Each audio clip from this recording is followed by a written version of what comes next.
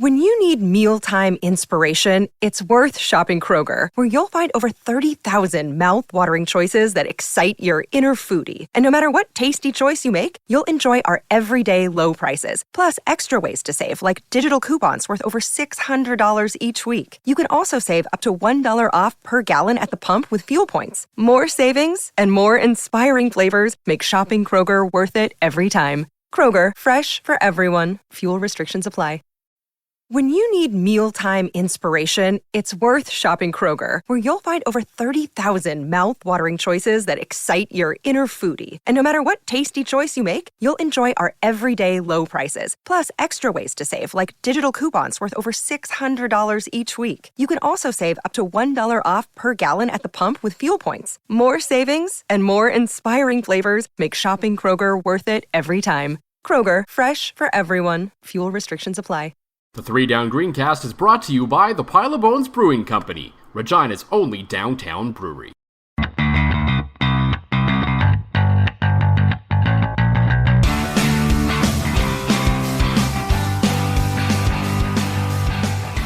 So, John, there's been a very interesting discussion in the CFL over the last little while. It's one that has people from coast to coast talking, eyeballs across the nation glued in to find out. And it's a conversation that always seems to get CFL Twitter going. And, of course, talking about food. Because there's nothing that CFL Twitter loves to debate more than food, it seems, whether it's butter tarts, this, that. The latest came from our good friend of the show, Fake Gainer. If you missed it, he put out a tweet the other night that had a $10 budget for what you could put on your hot dog. Now, the hot dog and the bun were already included. All right. So how his business model works, where he's giving away hot dogs and buns for free and charging for condiments. I don't know how that would ever fly, but anyway. I think it could. It's like the Bizarro of Fuddruckers. Maybe.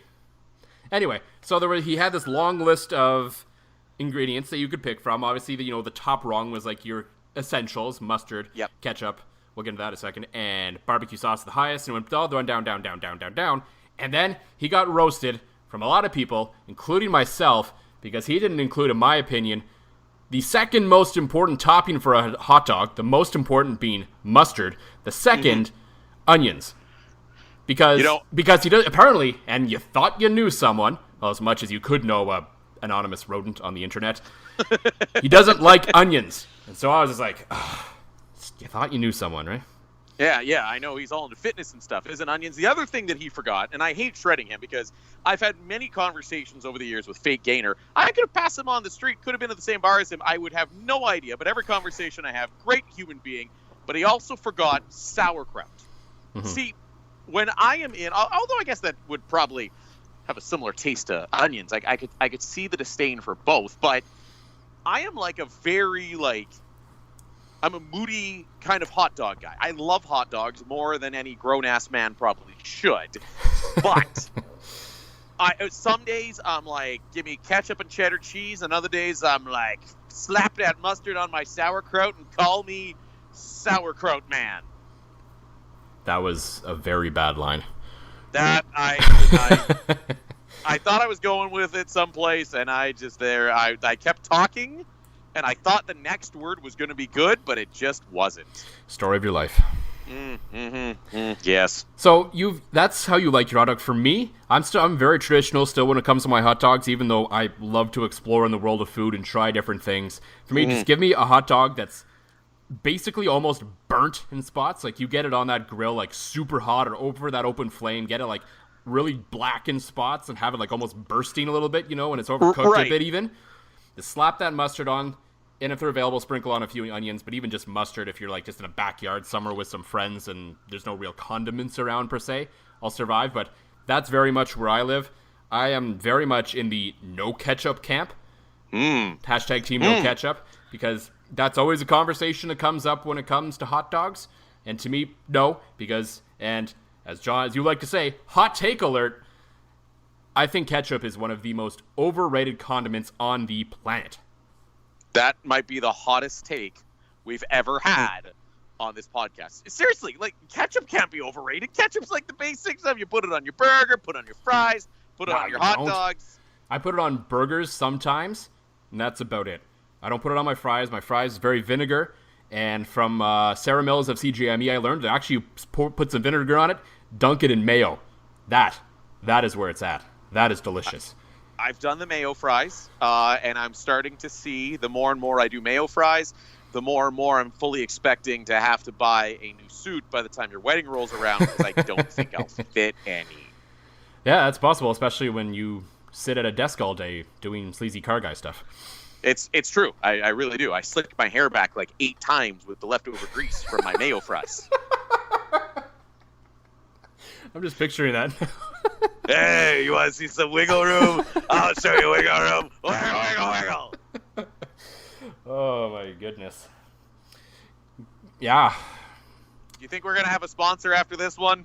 I'm not really looking for any others, but luckily Glenn at Pile O'Bones really likes me, so I think he's going to be willing to overcome this monstrosity of an opening segment that is this show. But I mean, hey, it's a bye week, so you know what? We're going to waste a little bit of time talking about absolutely nothing. That's right, and I will show you wiggle room, Glenn.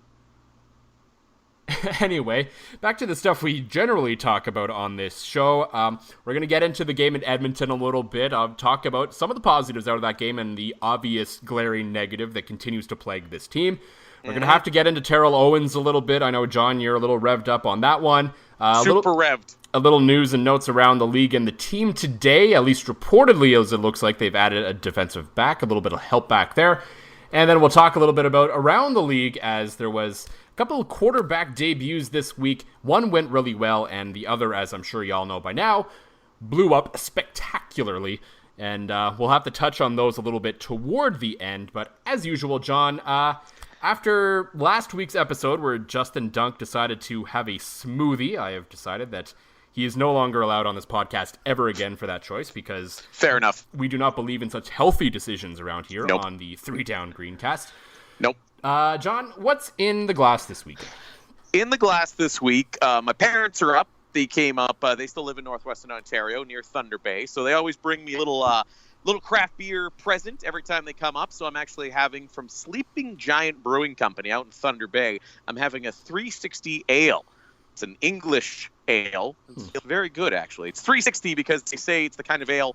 It's not too dark that you feel like you can't drink it in the summer, and it's not too light that it reminds you of the summer. It's kind of a nice, happy medium. I'd say it's even an entry-level pale ale for a lot of people, but it's tasty. It tastes good. So good when it touches my lips.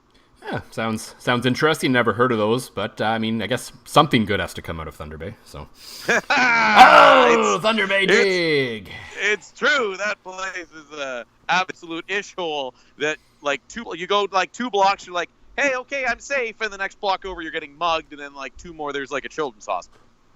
Yeah, I drove through it when I moved out west from Ottawa, and we stayed a night in a hotel, and that was enough Thunder Bay experience for me. yeah, you probably had to take shifts, staring out your window, making sure your car didn't get broken into. No, we risked it, but it was okay. Oh, oof. Yeah. You live dangerously, Joel Gasson. I guess so, but I am kind of playing it safe a little bit when it comes to my beer this week. I have the Rebellion Blast Off, which is kind of a golden style, Pilsner style, sort of easy drinking beer, because it is just too bloody hot to drink anything that is too strong today. No, that's fair. I can have the 360 ale because I made the best investment a human can make, central air. Yeah, well, we all don't have that luxury as I look at this wall unit that's blowing the coldest air possible in my condo, and it's still relatively warm in here, but it's at least not what it's like outside. This is giving me flashbacks to the old podcast I used to do, and the one episode where it was disgustingly hot, where Travis revealed during the middle of the episode on the 2 and Out CFL podcast, he was sitting in an upstairs bedroom in his tighty whities, sweating while recording. I think I remember listening to that one. Yeah. And then I might have never listened to another episode again. That's fair. Please tell me you are at least wearing shorts, Joel Gasson. Oh yes, no, I am in the same shorts and t-shirt that I pretty much wear all the time when I'm at home. Because I'm one of those people who, unless there's people coming over, as soon as I get home from work, I pretty much change out of like outside clothes into I'm at home clothes, because screw wearing like anything remotely not even close to comfortable at home. Right. Yeah, I have to wear a suit every day, so it's literally like I'm walking in the door, kicking off my dress shoes. My pants are half down by the time I've even said hello to my wife or son, and it's like, no, can't do anything. Got to put shorts on first, and then it's just bliss. That's fair. I could certainly understand that. Never had to wear a suit to work, thankfully, but if that was the case, I would definitely probably lose my mind. But I don't have to. I just look so good wearing one. Yeah, it's debatable.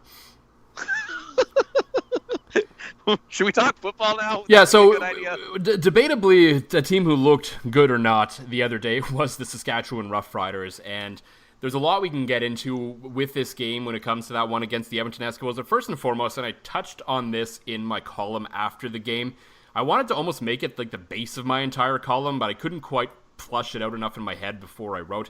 But just what an overall enjoyable football game that was to watch. Because the one before it, yes, there was the 80 points in the Toronto-Ottawa game, and that's fun in its own way. But in terms of just hard-nosed, strong, fun football to watch, where two teams were just gutting it out all game long against each other, that game against Edmonton, you give me that at least once a week in the CFL, I'm going to be happy, because that was just an enjoyable football game to watch. Oh, certainly. It had the great line that the defense was good enough that every play seemed to matter, but the offense could still produce. It wasn't one of those, I like defensive football, and I know guys have ripped me before for saying I want to see the scores get rung up, but I like feeling like there's a chance for the offense on every possession. There's a sense of danger on every possession, and sometimes an offense is just so bad or a defense is just so good, you just don't get that.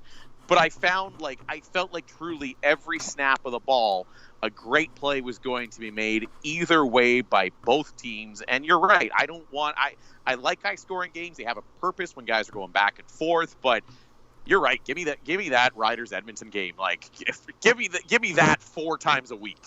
Yeah, there was a good balance between legitimately really good defensive football, and yet there was still some big plays that were made offensively as well, because you do need that sprinkled in a little bit. So there was the big catch from Jerron Carter, basically his only one of the game, the 41-yard touchdown, and there was that ridiculous circus catch that Terrell Walker made in the end zone. All you could really do is tip your cap on that one. He was essentially in double coverage. The defense was in great spot to make a play there. Mike Riley just made a ridiculous throw, and Walker just made a ridiculous catch, and there's nothing you could have done about that other than like, yep, good job. Yeah, certainly. So we obviously saw how well the defense played, and that shouldn't come as much of a surprise. I was very much on the Rider bandwagon heading into that game. If you heard me and Dunk last week, we talked a lot about how we felt that game was there for the taking for the Riders. And because of the play of their defense, as usual, I think it was through the first 3 quarters, Mike Riley only completed like 6 passes or something. Yeah, if I'm correct on that one. Like, it was a very absurdly low number for the guy who's maybe the leading MOP candidate right now in the league. Well, and even when you look at his total passing stats, he only had 275 yards through the air, and a lot of them were on like bulk plays. Like, there was long passes down the field. There wasn't like he built up 200 yards through a series of short passes or anything. Yeah, I mean, he only had, it was 257 yards. He only had 13 completions on the entire night. Like, that Rider defense did their job, and as you were alluding to, Joel, just a couple breakdowns to guys, again, like Terrell Walker, that can just burn you on one chance, one blown play. But that was the joy of that night, that, the defense was so good, but yet there was still that potential for something spectacular to happen, and but you're right. Mike Riley looked the closest he has to looking human. I would say, well, geez, I can't remember the last time. And he didn't look bad. No. He looked like a very good quarterback. He didn't look like the superstar that he is.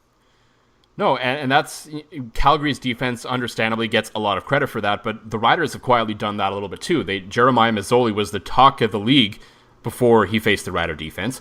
Mike Riley got completely slowed down by the Rider defense, and it was almost, from what I saw watching the game, there was almost a similar attention they paid to Mike Riley as they did Masoli, and Duncan and I talked about this last week, where they had, is very much going to come down to getting pressure on Riley, but keeping him contained as well, because we know how dangerous he can be when he gets out of the pocket and starts to improvise. So they were able to get pressure on Riley, but it was very fast, very efficient pressure that made sure that, okay, we're on him.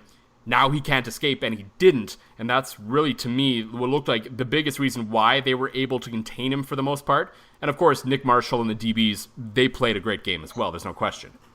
Yeah, well, I don't think it's a question that the DBs had their strongest showing of the year when the guy who should be playing receiver and proved it yet again was playing offense. He was playing offense. You probably wouldn't have noticed for the most part, as he wasn't really thrown to a lot, especially in the first half. He was quoted after the game as saying him and Naaman were more or less just watching the game. And I know he took a little bit of heat for that, but he's speaking the truth. And I can't fault him for that. And he's saying what's on his mind, and it's not wrong. No. He was injected back into the offense, and no offense to Williams Lambert, who had a strong and great game, but if the Riders are going to win games, they need Duron Carter and Naaman Roosevelt to be the centerpieces of that offense. Now, whether that was Edmonton's defense did a great job shutting those two guys down or not, I don't know. I would have to really rewatch the game from probably an angle that we can't get to see just how well the secondary worked on those two and how they worked together in conjunction with the linebackers to make that work. So maybe the Edmonton defense deserves some credit too there, but at some point, when you have, especially a guy like Duron Carter on offense, where you have that playmaking ability, at some point in the game, just throw it up and see if he can make a play. And they didn't do that. Yeah.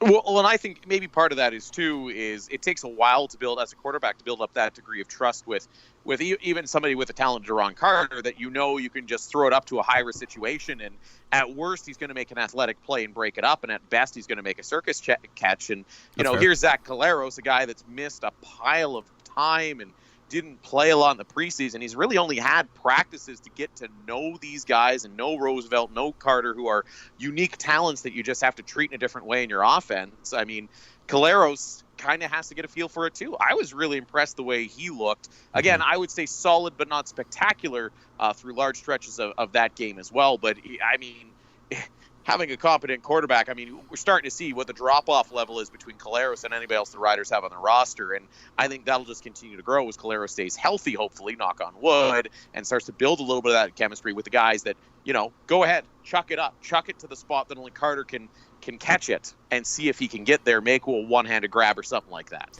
Yeah, that's certainly a fair point that Caleros hasn't had the time, at least in-game time with these guys yet, so that's certainly something to take into consideration. And yeah, I thought he looked like a quarterback in that game. You saw the confidence. You saw just the difference between him and Brandon Bridge right now. And that's no slight to Bridge. He's just not there yet. And I don't know. I almost think more now for Bridge, it's in between the ears at this point. I think everything went so south so fast for him this year that he just hasn't recovered yet. So maybe he just needs a few weeks off. He needs some time before he sees the field again this year, if he has to in any sort of meaningful capacity. So if you're the Riders, you hope he doesn't have to, because that means Zach Caleros is starting every game the rest of the year. And that will make a difference for this offense going forward, but there was still, the offense lost them this football game. This football game was there for the taking. The special teams were solid. The defense played out of its mind. Everything was lined up. All the offense had to do was find, literally, and I wrote it about it in the piece on 3downnation.com, literally probably one extra inch, and they probably win that football game. Yeah, no, you're absolutely right. That was really a turning point.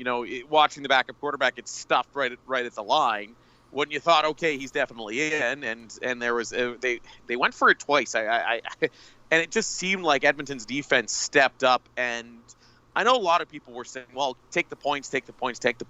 No, I love aggressive football. No, I have absolutely no problem both times at the goal line for Chris Jones saying, no, we're going for it, because in that spot, 100 times out of 100, you're going for it. I don't care. Yes. Yeah. No, you're absolutely right. I mean, your worst case scenario is you're turning the ball over with them at their one, and you're leading your, top caliber defense. You're letting them try to stop a team from their 1 yard line. And let's face it, the one time that they did turn it over turned into a safety touch. I mean, they conceded the safety in the back of the end zone. So realistically, you're kicking for 3, you're scoring 2 because your defense is that good. that Edmonton defense it was bend but don't break at that moment, and they were not letting the Riders score no matter what. I was impressed by both those goal line stands by that Edmonton defense, but you're right, that Rider offense, maybe an inch, and it's a totally different football game. And I hate to say it too, going back to the mistake that was made pregame, Chris Jones is the highest paid coach in the league, outside of maybe Mark Trestman. He probably has the biggest coaching staff in the league. He probably has a bunch of people there that barely make any money that sit there whose job it is to check the damn roster. How hard is it? You know the guy was on the 6-game list. You submit the wrong roster. What, one of the 9 quality control assistants couldn't get it right? Like, I was starting... Even though the Riders are looking much better, and we're being generally positive, which I don't know what your haters are going to say on 3 Down Nation. I know what mine are going to say. The team is looking better in spite of Chris Jones, not because of Chris Jones at this point to me. I think the McAdoo offense has started to figure it out. You've got Duron Carter playing where he should be, but you've got a head coach, a very highly paid head coach from Personnel Man. Like, he's the head coach of the GM. He knows he put his guy in the injured list. Going out making mistakes like that before a big game, like, that can't be happening. Like, It can't, no. But for some reason, out of the things that have happened under Chris Jones, this is one that for some reason, I don't know why, it doesn't really reach a level for me. Like, I feel like there was obviously an innocent mistake that happened here by someone, and I get all of what you're saying, and I get what everyone is saying about this, but you know what? You look at 1,000 depth charts a year. How many times have you looked at the same document over and over and over again and missed something, and all of a sudden it comes back later and you realize you screwed something up? Yeah, but in fairness, though, I get paid really well to make sure that doesn't happen. Yeah. Because I have to look at the same. I can tell you off the back of my hand what that Nissan Canada contract looks like, and I look at hundreds of bills of sales a day, hundreds of contracts that all look the exact same. And if I get any of those numbers wrong, I'm held accountable, and that's why I'm paid well. And it's the same thing with Chris Jones. Mm-hmm. You know, maybe that's why I have less sympathy. As a guy that my livelihood depends on my ability to catch errors before submitting them to the bank, whatever it may be. You know, you'd have to think that I get it. I understand where you're coming from, but I don't know. Maybe I have a total lack of sympathy because that's how I make my living. Yeah, that's fair. And like I said, I understand where you're coming from. For me, it just, I don't know, maybe because the defense still played really well. Right. And this was not a mistake that ultimately cost them the football game. It's not really one that really grinds my gears, so to speak. It's a thing that happened. I'm sure they'll be extra meticulous going forward about it. And you know what? Basically, stuff happens is pretty much that's how I feel about this. That's why I didn't really make too much of a big deal about it. It's a mistake. It's something that happened. It's something that has to be corrected, and I'm sure it will be. But otherwise, I don't know. It just gets a big old shrug for me. But that's just how I feel about it. I think to me, as a guy that's been questioning what Chris Jones has been doing for a while now, I think that's just, adding to my case file. And that's not even the thing I'm most sparked up about this week involving Chris Jones. No, we know. So the Riders are on their bye week now, but that doesn't mean that they haven't made some news today. They signed reportedly from TSN have signed Loucheiz Purifoy, which seems to be a good move. He's also said I like that move. Yep. He also has on his Twitter account that he's a member of the Riders now, so I guess that basically assumes that one. That's just good depth for the secondary, which they have needed for a while. So at least this is a guy that's played in the CFL, has been around. Someone's going to get hurt at some point, and now there's at least a couple bodies here where if someone gets hurt, Duron Carter doesn't have to play secondary now. No, and you're absolutely right. I like that signing, and as soon as Ottawa had released him, I thought that was one that the Riders should go after. They did. They made a good move, and like you said, more depth to prevent another Duron Carter on defense debacle. Try saying that 10 times fast. I'm on board with all day long. And since they are on their bye week, I'm sure we're not going to actually hear about this officially until next week. But nonetheless, It looks like it's done, and that's a good move. The move that really has, well, not even really the move, so to speak, an event, I'll call it, that has people talking is Chris Jones appearing at a workout where some guy named Terrell Owens happened to be running on the football field at the time. And, never heard of him. Yeah, some guy, I don't know. Apparently he was just went into some Hall of Fame or something. I don't know. Anyway, so big deal is being made about this. For me, the way I look at this decision is, to me, it's nothing at this point. To me, it's, okay, to take you behind the curtain a little bit, Justin Dunk texted me, and he's like, do you have a take on this? I was like, my take would just be, of course the Riders worked him out. And that's basically would be the entire article. It'd be like 5 words. Because Chris Jones has an affinity for shiny objects, as we've seen over the years, with big-name NFLers or big-name NCAA guys and trying to make it work. Now, in this case, nothing's official. It doesn't really look like anything's going to come of it, I don't think. So, to me, I was like, okay, they worked him out. And in fairness, there was a couple other guys working out there as well that Chris Jones could have been checking out in theory as well. But, of course, Owens is going to get all the attention. So, For me, this is another thing where I'm like, okay, it kind of fits the Chris Jones MO that I blasted him for, where they haven't been building towards sustained success. He just gets shiny objects, the whole thing. But ultimately, to me, I'm like, unless they sign him to some kind of significant deal, it's a workout. I don't care. See, and I do. And the reason I do is it shows that he has his head in the sand because of his affinity for shiny objects. He's not thinking about the long-term growth of this football team. And hell, looking at a guy like Terrell Owens with the name like that, he's not even thinking of the short-term success of his football team. It's so freaking hypocritical that when he cuts Bakari Grant and Rob Bagg, 2 guys getting a little long in the tooth in the CFL, but both still productive, he cuts them and says this is a young man's game. And next thing you know, he's kicking the tires on a 44-year-old Terrell Owens. Because, again, he's a shiny object. If you really think that your receivers need some help, if you think you need an American receiver to come in and help things out, Bakari Grant had nearly 1,100 yards receiving for you last year. By every fancy statistic that's thrown out by TSN's Derek Taylor, he was arguably one of the best receivers in the league last year. And instead, he's out working out Terrell Owens. Rob Bagg is probably selling crop insurance someplace. And instead, he's working out Terrell Owens. I know why he did it. And I understand you saying there's no harm, but it shows a deeper sense of this guy has no idea what he's doing 2 weeks from now with this football team when it comes to the personnel.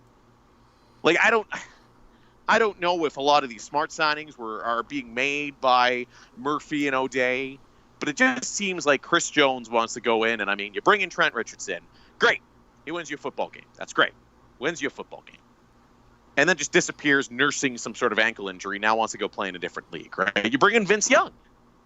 Could things have been different for Vince if he didn't get hurt? I don't know. It seems like I'm surprised the Riders didn't make a trade offer for Johnny Manziel at this point. I don't know what Chris Jones is doing. I don't know if Chris Jones knows what he's doing, and it's a problem. He's got to give up one of the titles.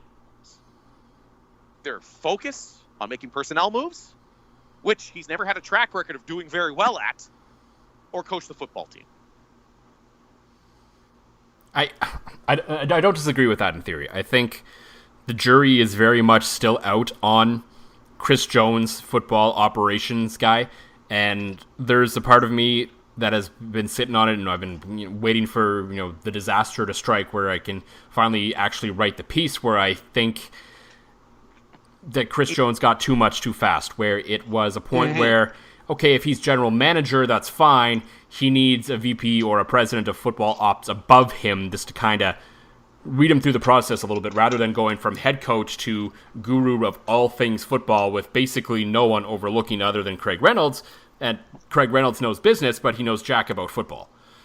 Right. So you probably right. You need that Wally Buono-like character up there to kind of, or like to oversee it, or you have John Huffnagel like they do in Calgary over top of everyone else. If that exists, maybe we're in a different scenario. And I don't disagree with a lot of things you said. There is still very much questions about where this team is headed in terms of Chris Jones. And I'll say it again, if they do actually sign Terrell Owens, we will revisit this and I will change my tune because I'm allowed to do that. But at this point, they didn't even technically work him out. He was having a workout and Chris Jones showed up. No, and you're absolutely right. So to me, it's like, okay, he was there. They're in South Pittsburgh, Tennessee. He's there. It's weird. It's very typical Chris Jones, but it's still, it's not the smartest move. It's not the greatest move, but it's a whole lot of nothing to me still. No, you're absolutely right, Joel. I do see that side of it. I don't know. The interview he had afterwards, and it's not, if you're Chris Jones and you're not looking at this guy, even if you happen to be there, I mean, to me, he didn't play off the, I just happen to be here, we're both here kind of thing. No. If you listen to it, it sounds like the Riders, and there's a good interview Rod Peterson did with Farhan Lalji of TSN. It was posted on Facebook this morning or Twitter or wherever I saw it. And MySpace? MySpace. So, I would say SoundCloud, but that was our old server host. If you read between the lines with what Rod is saying, Rod is definitely saying, well, they're not offering him a contract today, but he's definitely interested. And I would say that, he gets ribbed on a lot, but there are few people I think that know the team better than Rod Peterson. The play-by-play man's always going to know stuff. You're around the environment 24/7.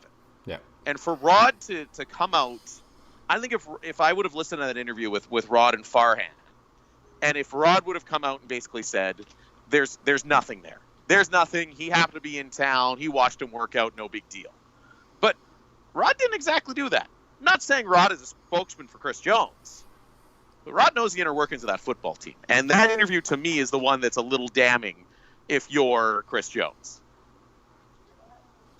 Yeah, I still have a hard time thinking that it's eventually going to happen because I know the quotes. I know it's basically he's got to get into football shape now because he's in great shape for a 44-year-old guy, but he's got to get into football shape. And does Terrell Owens really want to do that? I don't know. And even if he does, are they really going to invest in a 44-year-old guy? Is a 44-year-old guy really going to come up and probably start on the practice roster? I would be surprised. So I just... But I feel like if everything Terrell Owens is saying, he doesn't need the money. No, it's not about the money, but I still don't think... It's not that he's going to get paid nothing on the practice roster. It's just he's on a practice roster, and I think if he wants to come up here, he's going to at least want to appear in games. Well, but that's what I fear, though, is that you have... And this is no fault of Terrell Owens. I think you have a guy that if you were to offer Terrell Owens a bona fide spot and a contract and a spot on the practice roster, I take him at his word to say he just wants to play ball. And he wants to try, now there's a novelty to it. He wants to be the first ever to play after being inducted to the Hall of Fame. I think this is a guy with enough money, enough time, and enough celebrity that he would come up, take a spot on the practice roster, take it away from somebody who should probably be on the practice roster because they're not 44 years old. And that is my fear, is I think that we're going to, in a week or two's time, there's going to be a press conference in Regina in which Chris Jones is saying and Terrell Owens are both saying, I'm just here to try. I'm just here to be back on a football field.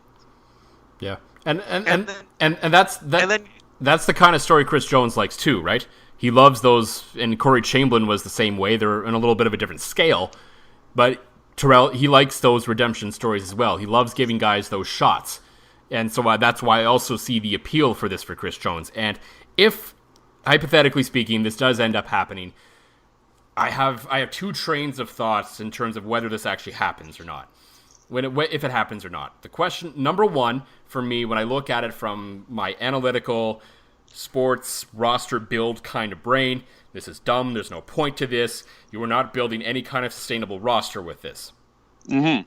Then there's the sort of reporter, columnist, hot take artist, whatever, fake news spreader, whatever you want to call me, side of me that, you know what, and I've said this in sports sometimes, I love chaos. And yeah, that's fair. This would just be one hell of a story that would really get everyone going here one way or the other, and that's good for business. Yep. Yeah. You're absolutely right. It'll be interesting. I think it'll be a mistake. I think it's short-sighted, but I think it's totally a Chris Jones move. And I think it's going to happen. I think it's going to happen, Joel. I think within the next 2 weeks, he will be added to the Ryder practice roster. So this is like when Johnny Manziel was going to be the Hamilton Ticats starting quarterback 4 weeks in? Ooh, boy, that one is looking worse every single week.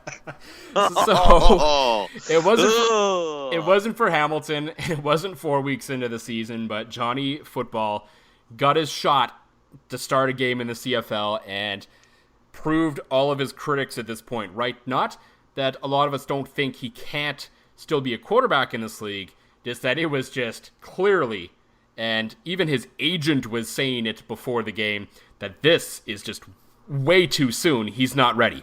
And he wasn't. No. He the first pass being picked off was just setting the tone for the night in front of such a big audience and stuff. But you know what? Did you have a chance to listen to parts of his interview post-game, Joel? I didn't actually see most of the game live, but I did get home in time to watch SportsCenter and some of his quotes, which he did handle that very well. And yeah. I also really enjoyed Matt Dunnigan going off the deep end. Yeah, Matt Dunnigan going off the deep end was hilarious. But I think if you're Johnny Manziel, you're put into such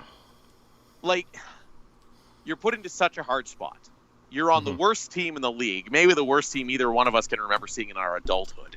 Yeah. You have 4 practices. You're thrown into the spotlight because they can't they can't give away tickets in Montreal. Yeah. And you're put into an unfair position. For him to step up to the podium and handle it the way he did, with very eloquent, very intelligent answers to questions, and not throw teammates under the bus like he may have in his younger years, not retire the next day. He bled his own blood and went up there and handled it like a pro. And I hate to say it, the way he handled that, just an embarrassment on international television. Handled it like a true pro. I'm kind of rooting for Johnny now. Yeah, that's a fair assessment to make from that. And I think he's going to face an uphill battle with how much of a gong show that organization is. I've said it before, you could probably take Aaron Rodgers after sitting in a CFL office for 3 years learning the game into that situation, and he probably wouldn't succeed either. No. So I don't think there's really any way, unless he rushed for 300 yards himself in that game, there was no way Johnny Manziel was going to win that football game, and he was just set up to fail by an organization that just has zero clue what it's doing. Yeah. And so he did the best thing he could have done was basically, well, he probably could have played it marginally better and not thrown 4 picks in the first half, but odds are he was going to lose. Odds are he wasn't going to look great in the process, but he handled himself like a professional after, and I know there's a lot to talk right now about after that performance, NFL teams who seem to possibly be done with Johnny and blah, blah, blah, blah, blah. But I wonder if someone somewhere along the lines looks back on that, and maybe if he progresses a little bit and saw how well he handled that, maybe that's some bonus marks for him to say, you know what, this guy is at least matured a little bit to some degree, that he can come out and handle this gong show of a situation where he probably, even if you read between the lines, said he wasn't ready. And he could have come out and just threw the team under the bus for that game. If he wanted to, no one would have blamed him, but he didn't. No, and you're absolutely right. And I think if he projects out to be what we think he could be, if he is even a top 3 CFL quarterback in a year's time, I think the NFL teams will come knocking because he's got a very unique set of skills like Liam Neeson and take him. Yeah, I don't know. I really don't know if he's going to get there. Not in Montreal. Not in Montreal. No. That's the thing. It's funny that the emergence of Jeremiah Masoli might be the thing that kills his NFL dream. Yeah. Because I think, and he looked good in the preseason, I think you put Johnny on that Hamilton roster, and again, if Masoli didn't turn out to be the quarterback that he thought, which by the way, Jeremiah, if you ever happen to hear that hot take, I'm sorry, I was wrong, horrifically wrong, spectacularly wrong, nothing personal. I I think if Johnny's on that Ticats roster, I think they're still winning football games. They're at least in football games. They're not losing by 200 points. No, but I mean, Montreal was losing by 200 points to the Blue Bombers earlier with Drew Willie back there. So, I mean, yeah. If anybody's used to losing by 200, it's those Alouettes. So at the other end of the spectrum, there's the quarterback who made his debut this week, McLeod Bethel-Thompson, the anti-NASCAR driver, the guy with 3 last names. A friend of mine said, never trust a man with 2 first names. But what about a guy... you to a man with 3 last names? Apparently he makes incredible second-half comebacks in his CFL debut because I had my own ball game to watch to play that night, so I didn't really see the game. But I was sitting there, I opened my phone at one point, I look at halftime, it's like 28-7 Ottawa. I'm like, well, this debut is going well for him. Put my phone away for the rest of the night, come back afterwards, crack open a beer, hanging out with the team after, and I'm looking at my phone, I'm like, huh, they came back to win that football game. It was great. I was on the late shift at my real job at Oakwood Nissan. Got to drop that in there, of course. So I was working till 9. And same thing, had some customers a little earlier in the evening, right around halftime. I'm like, well, this one's a snoozer. I don't have to pay attention. But the way the TV's set up in the showroom is I can see it perfectly from my office. Mm-hmm. And my interest went from like, okay, work, kind of glance at TV, to TV and kind of glance at work, to the point that one of the only salesperson that was available that night, and there could have been customers walking the door. We watched the last 3 minutes of that game because it was everything the CFL is great for. And huzzah for good old Mr. 3 last names. He might shank you, because that's apparently what a guy with 3 last names will do. He might rip your heart out, but only if you're an Ottawa Red Blacks fan. Yeah, it was incredible to kind of look back and see what happened in this game, and you don't see that from guys making their first CFL starts. And the guy, I mean, McLeod looked pretty good in the preseason as well. Like, there was legitimate questions about whether he was going to be the backup or James Franklin was going to be the backup. And I think on pedigree, Franklin got there. But now the questions, I think, start to arise, especially if he builds off of this and he, for lack of a better term, saves the Argos season the way it's going. I mean, this changes the entire discussion of everything that's gone on in the CFL for the last, 3 years about James Franklin? Yeah, exactly. And I was one of the few guys beating this drum saying, whoa, what's he done? Everyone was saying he needs to come to Saskatchewan. He's the next big thing. And he still could turn into a good CFL quarterback. Don't get me wrong. But I was told, it's like, whoa, let's back off a little bit. Okay, he has the tools, but what's he done? He's had a few spot starts with Edmonton, a pretty good team. But what really had James Franklin done in his career to that point compared to basically all the other sort of backup quarterbacks within his realm that we were talking about at that point? Yeah. And so I'm not saying that James Franklin is done. I'm not saying he can't turn into something, but maybe he wasn't worth giving up assets for after all. Well, this is also a team that gave up assets for Drew Willie, so that was a different regime, but yes. Yeah. Good old Jim Barker. Yeah, so it just, and this is a guy that Mark Trestman seems to like, and Mark Trestman is very good with quarterbacks, as we know.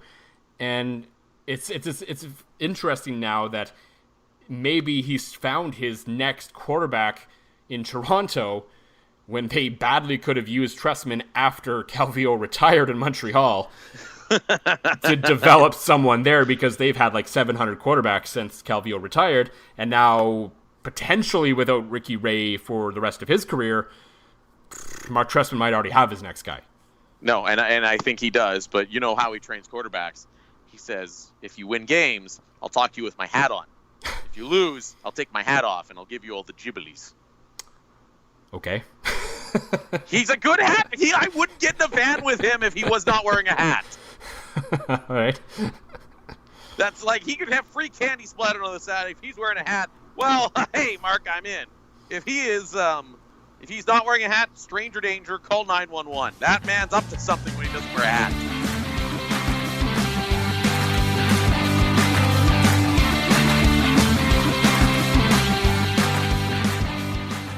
At Kroger Pharmacy, care is what's most convenient for you. Care is being here when you need us. We're open evenings and weekends. Care is helping you save more. Most insurance plans and discount cards are accepted at your local Kroger Pharmacy. Care is saving you time by managing your prescriptions online. You can request refills, check order status, and more. Care is convenience that works for everyone. Kroger Health, a world of care is in store. Services and availability vary by location. Age and other restrictions may apply. For coverage, consult your health insurance company. Visit the pharmacy or our site for details. What if you could have a career where the opportunities are as vast as our nation, where it's not about mission statements, but a shared mission? At U.S. Customs and Border Protection, we go beyond to protect more than borders. From ship to shore, air to ground, cities to local communities, CBP agents and officers are keeping people safe. Join U.S. Customs and Border Protection and go beyond for something far greater than yourself. Learn more at cbp.gov/careers.